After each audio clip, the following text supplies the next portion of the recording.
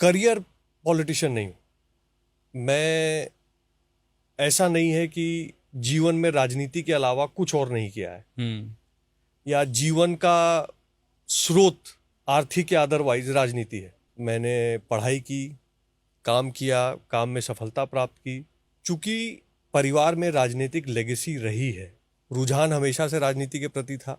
परिवार जो है बहुत हद तक संघ विचार से जुड़ा हुआ है, तो बचपन से ही नानाजी देशमुख जैसे लोगों का पदार्पण घर पे हुआ, अनेकों प्रचारकों का पदार्पण घर पे हुआ। एक ऐसा वातावरण राष्ट्रवादी, हिंदूवादी, ऐसी सोच के साथ सबकॉन्शियसली कोई आके पढ़ाता नहीं है, पर जो आप चारों ओर अपने देखते हो उसके अनुसार आदमी ढलने लगता है। और इन सब कारणों के साथ साथ जो है पॉलिटिकल इन्फ्लुएंस भी, वो अटल जी के अध्यक्षता का काल हो, अडवाणी जी का काल हो, जब पटना आते थे तो घर पे रहते थे वो लोग। तो जब ऐसा वातावरण रहता है तो राजनीति, राजनीतिक सोच, वो पूरी जो समाज की परिस्थिति उस समय चल रही है, जब रीतम्बरा जी आती थी राम मंदिर के आंदोलन के समय पटना, तो हम लोग भी चद्दर उदर बिछाते थे, मसनद रखते थे, पानी का गिलास उठाते थे, बैठकें होती थी।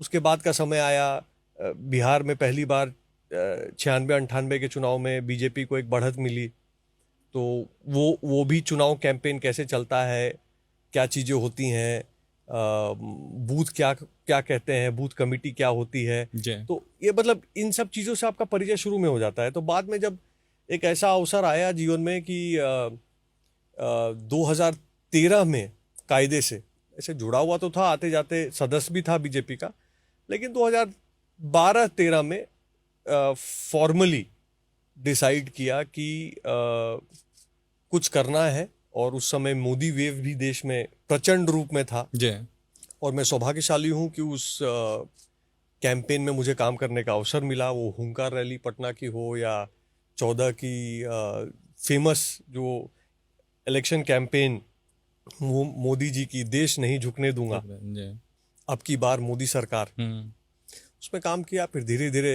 इलेक्शन मैनेजमेंट से होते होते संगठन में आ गए। संगठन में प्रदेश स्तर पे पदाधिकारी बनाया गया, उसका अवसर रहा।